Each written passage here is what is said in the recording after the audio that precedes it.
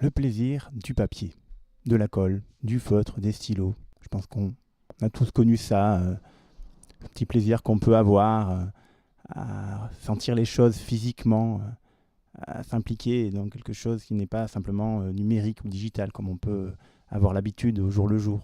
Alors pourquoi je vous parle de tout ça?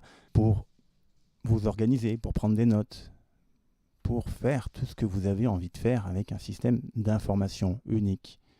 Et je ne parle pas de n'importe quoi, je parle d'un système bien rodé qui s'appelle le Bullet Journal. Alors, le Bullet Journal, c'est quoi? Déjà, c'est un système très personnalisable, modulaire, on pourrait dire. Vous pouvez l'utiliser de manière très simple, formelle, juste avec votre feutre noir si vous voulez, ou vous pouvez l'utiliser de manière beaucoup plus colorée, artistique. Et depuis quelques années, c'est ce qu'on voit ça de plus en plus, ce côté voilà, avec des gens qui dessinent carrément sur leur carnet.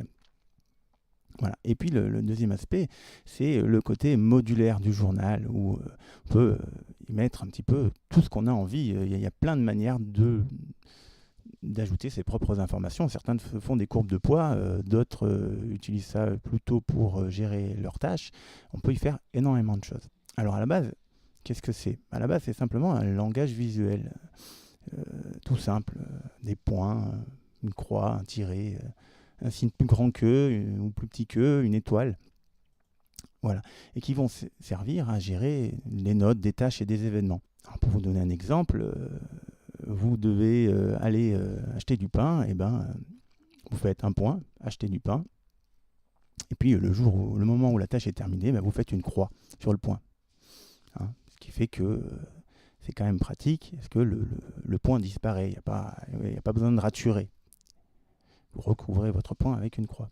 Bon, ça c'est un exemple. Après, par exemple, le tiret, si je ne dis pas de bêtises, ça sert à écrire des notes, une note, simplement mettre une note. Voilà.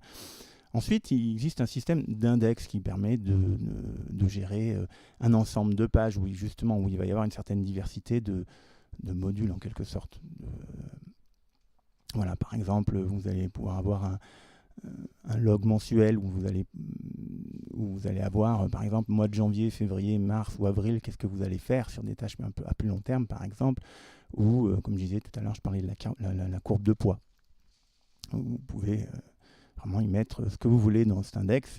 Le tout, c'est que chaque page de votre carnet doit être numérotée. Alors, ce système, comme je disais, il a pas mal évolué. Au début, il était plutôt formel. Il y a quand même quelques années que j'avais découvert ça par hasard, et j'avais découvert ce truc un petit peu formel au feutre noir avec où voilà, on sentait un petit peu la logique presque ingénieure de la personne. Ryder Carroll, je crois, le nom de l'inventeur.